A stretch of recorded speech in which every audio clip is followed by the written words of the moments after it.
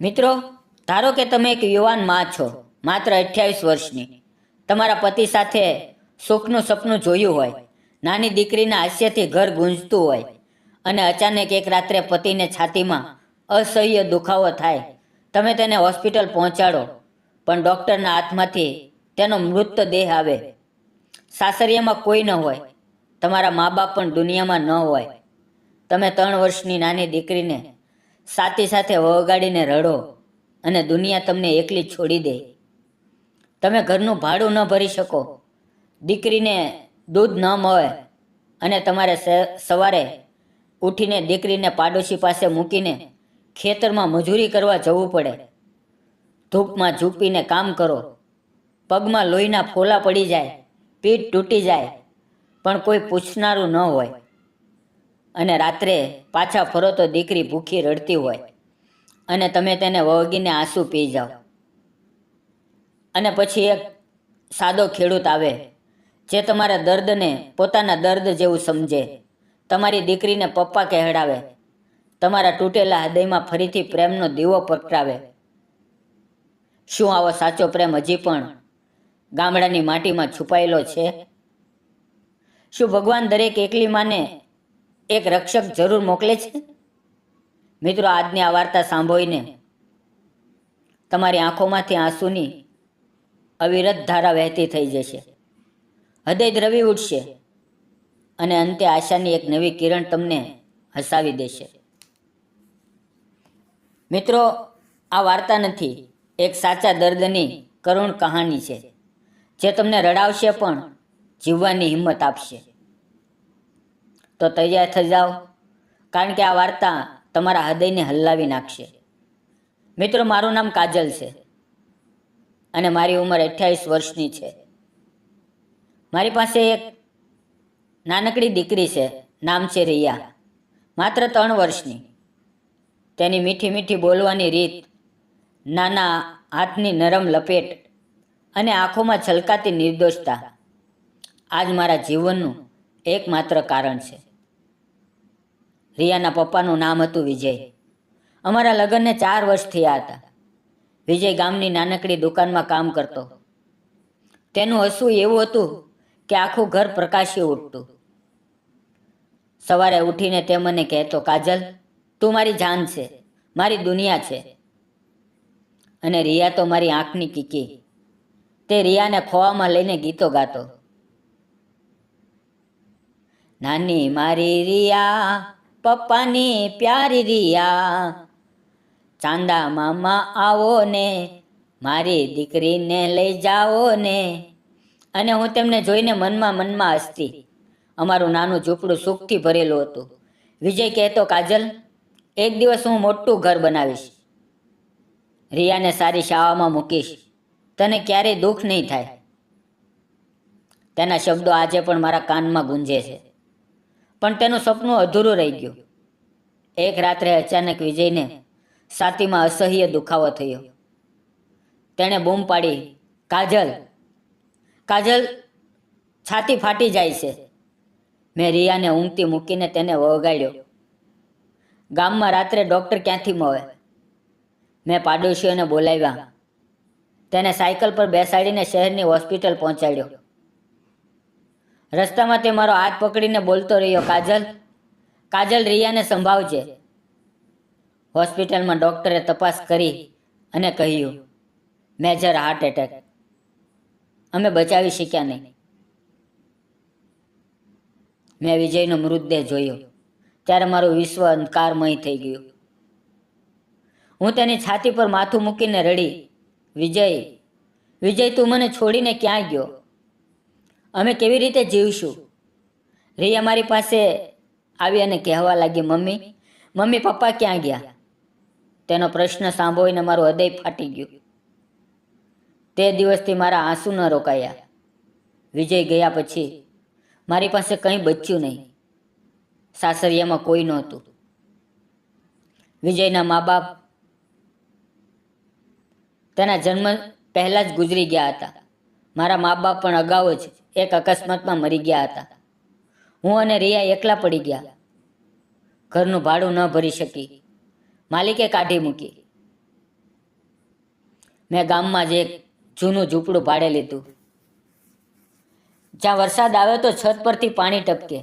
ઠંડીમાં ઠૂઠવાતા હોઈએ, પૈસા નહોતા. રિયાને દૂધ પણ મુશ્કેલીથી મળતું. તે રડતી, મમ્મી મમ્મી દૂધ. અને હું તેને વગાડીને રડતી.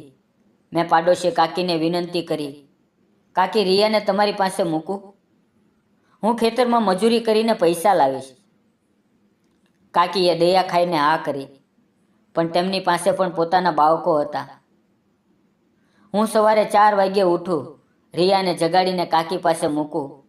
તે રડતી રહેતી, મમ્મી મમ્મી ના જા. અને હું આંસુ છુપાવીને ખેતર તરફ દોડું. ધૂપમાં ઝૂકીને નિંદામણ કરું. કપાસના ખેતરમાં કાંટા વિંધાય, હાથમાંથી લોહી વહે, પગમાં ફોલ્લા પડી જાય, પીઠ એવી દુખે કે ઊભા થઈ શકું નહીં. સાંજે પાછા ફરું ત્યારે શરીર તૂટી ગયેલું હોય. પણ રિયા દોડીને આવે અને કહે, મમ્મી ભૂખ લાગી, ખાવું છે, રમવું છે. મેં તેને રોટલી અને મરચું ખવડાવ્યું અને પોતે ભૂખી સૂઈ જતી. રાત્રે રિયા મારી છાતી પર માથું મૂકીને સૂઈ જાય અને હું તેના વાવમાં આંગળીઓ ફેરવતી રહું. ભગવાન, મારી દીકરીને કંઈ ન થાય. એક દિવસ ખેતરમાં કામ કરતાં કરતાં મને એક માણસ મળ્યો. નામ હતું ધવલ. તે પોતાના નાનકડા ખેતરનો માલિક હતો. ઊંચો, મજબૂત, ચહેરા પર માટીની ખુશ્બુ અને આંખોમાં અસીમ દયા. તેણે મને ધૂપમાં કામ કરતી જોઈ અને પાણીની બોટલ આપી. પાણી પી લે, નહીં તો બીમાર પડીશ.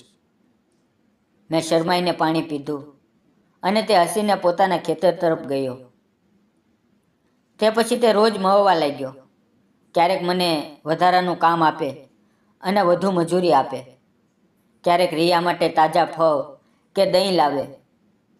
ધીરે ધીરે વાતો થવા લાગી. તે પોતાની વાત કહેતો, કાજલ, હું પણ એકલો છું. મા બાપ ગુજરી ગયા. ખેતરમાં જ મહેનત કરું છું. તેની વાતો સાંભળીને મને લાગતું કે હું એકલી નથી. અમારી નજરો મળતી અને મારા હૃદયમાં વર્ષોથી બંધી પડેલી એક નાની કૂપો ફરીથી અંકુરિત થવા લાગી. એક દિવસ ઘરે રસોઈ કરતાં કરતાં મારો પગ લપસી ગયો અને હું જોરથી પડી ગઈ. પગમાં એવો મરોડ આવ્યો કે ચીસ નીકળી ગઈ. રિયા પણ ડરીને રડવા લાગી. મમ્મી ઊભી થાને, દુખે છે? મેં તેને વગાડીને શાંત પાડવાનો પ્રયાસ કર્યો, પણ પગ સોજી ગયો. ઊભા થઈ શકતી નહોતી. 3 દિવસ સુધી પથારીમાં પડી રહી. ખેતરમાં જઈ શકી નહીં, પૈસા ન આવ્યા. ઘરમાં અનાજ પૂરું થયું. રિયા ભૂખી રડતી રહી. મેં કાકીને વિનંતી કરી, પણ તેમની પાસે પણ મર્યાદા હતી. ચોથા દિવસે રિયા મને કહેવા લાગી, મમ્મી મમ્મી ભૂખ, કંઈક ખાવું છે. તેની આંખોમાં આંસુ જોઈને મારું હૃદય ફાટી ગયું. હું રડતા રડતા ભગવાનને પુકારતી રહી. ત્યારે ધવલને ખબર પડી. તેણે ખેતરમાં મને ન જોઈ એટલે પાડોશીઓને પૂછ્યું અને મારા ઝૂંપડા સુધી દોડતો આવ્યો. દરવાજો ખખડાવ્યો તો રિયાએ રડતા રડતા ખોલ્યો. ધવલ અંદર આવ્યો અને મને પથારીમાં પડેલી જોઈ. મારો સોજેલો પગ જોઈ તેની આંખમાં આંસુ આવી ગયા. કાજલ, આ શું થયું? તે મને કેમ ન કહ્યું? મેં રડતા રડતા કહ્યું, ધવલ, પગ મરડાઈ ગયો, પૈસા નથી, રિયા ભૂખી છે. હું કેવી રીતે કહું? તેણે તરત રિયાને ખોવામાં લીધી. તેને ચોકલેટ આપીને કહ્યું, ચિંતા ન કર, કાકા આવી ગયા ને, હવે બધું સારું થઈ જશે. તેણે પોતાની સાયકલ પર અમને બેસાડીને ગામના ડૉક્ટર પાસે લઈ ગયો. દવા લાવી, મલમ લગાવ્યું. ઘરેથી તાજું દહીં રોટલી લાવીને રિયાને ખવડાવી. આખી રાત મારા પગમાં તેલ માલિશ કરતો રહ્યો. ઠંડા પાણીની પટ્ટી મૂકી. તેના હાથની ગરમાહટ મને વર્ષોથી ભૂલાઈ ગયેલી સુરક્ષાની લાગણી આપી. જ્યારે હું થોડી સારી થઈ ત્યારે મેં તેને મારું બધું દર્દ કહ્યું. વિજયનો અચાનક હાર્ટ એટેક તેનું જતું થવું, એકલા પડવું, રિયાની ચિંતા, ખેતરની અસહ્ય મહેનત અને રાતના આંસુ. કહેતા કહેતા મારા આંસુ ન રોકાયા. હું ધ્રુજકા મારીને રડવા લાગી. ધવલ શાંતિથી સાંભળતો રહ્યો. તેની આંખોમાં પણ આંસુ હતા. પછી તેણે મારો હાથ પકડીને કહ્યું, કાજલ, તું દુનિયાની સૌથી હિંમતવાન અને પવિત્ર માં છે. તારી મજબૂતાઈ જોઈને મને લાગે છે કે તું માં અન્નપૂર્ણાનો અવતાર છે. તે આટલું દર્દ સહન કર્યું, પણ રિયાને ક્યારેય ઓછું ન પડવા દીધું. હવે તું એકલી નથી, હું તારી અને રિયાની સાથે છું. હું તને ક્યારેય દુઃખ નહીં થવા દઉં. રિયા તેની પાસે દોડીને આવી અને કહેવા લાગી, પપ્પા, પપ્પા, તમે મમ્મીને સારી કરીને, હવે તમે હંમેશા આવજો. તેના એ નિર્દોષ શબ્દો સાંભળીને અમારા ત્રણેયના આંસુ વહેવા લાગ્યા. પણ તે આંસુમાં એક નવી આશા હતી. સમય વીત્યો. ધવલ દરરોજ આવે, રિયાને ખોવામાં લઈને રમાડે, તેને ગામની વાર્તાઓ સંભળાવે, મને હસાવે. તે કહેતો, કાજલ, તારું હસવું જોઈને મારું હૃદય શાંત થાય છે. એક સાંજે ખેતરમાં સૂર્ય ડૂબતો હતો. આકાશમાં લાલ નારંગી રંગ ફરી વળ્યો હતો. બધા પક્ષીઓ ઘર તરફ પાછા ફરતા હતા. ધવલે મારો હાથ પકડીને કહ્યું, કાજલ, કાજલ, મારી પાસે મોટું ઘર નથી, મોટા ખેતર નથી, પણ મારું હૃદય છે, જે તને અને રિયાને પોતાનું માને છે. તું મારી સાથે નવું જીવન શરૂ કરીશ. હું તને અને રિયાને ક્યારેય એકલા નહીં છોડું. મેં રડતા રડતા હા કહી દીધું અને તેની છાતીમાં માથું મૂકીને ધ્રુજકા મારીને રડી પડી. પછી અમે ત્રણેય ગામના ખોડિયાર મંદિરમાં ગયા. સાદગીથી માળા પહેરાવી, સિંદૂર ભર્યું, મંદિરની ઘંટડી વાગી અને નવું જીવન શરૂ થયું. હવે રિયા મારા અને ધવલના ખોળામાં રમે છે. તેને કાકા નહીં પણ પપ્પા કહે છે. અને મારા જીવનમાં ફરીથી વસંત આવી ગયો. મિત્રો, ધવલે કાજલ સાથે લગ્ન કરીને સાચું કર્યું કે ખોટું, કોમેન્ટમાં જરૂર જણાવજો. અને જો તમને આવી દર્દભરી, આંસુભરી વાર્તાઓ ગમતી હોય તો ચેનલને સબસ્ક્રાઈબ કરજો, લાઈક કરજો અને બેલ આઇકન દબાવજો, જેથી નવી વાર્તા મિસ ન થાય. મિત્રો, જીવનમાં કેટલી વાર તૂટી જઈએ છીએ. લાગે છે કે હવે કંઈ બાકી નથી, પણ સાચો પ્રેમ અને હિંમત આપણને ફરી ઊભા કરે છે, નવી આશા આપે છે અને દુઃખના અંધકારમાંથી સુખનો પ્રકાશ બનાવી દે છે. મિત્રો, આ વાર્તા સંપૂર્ણપણે કાલ્પનિક છે. તેનો કોઈ વ્યક્તિ, જાતિ કે ધર્મ સાથે કોઈ સંબંધ નથી. ફક્ત મનોરંજન અને પ્રેરણા માટે બનાવવામાં આવી છે.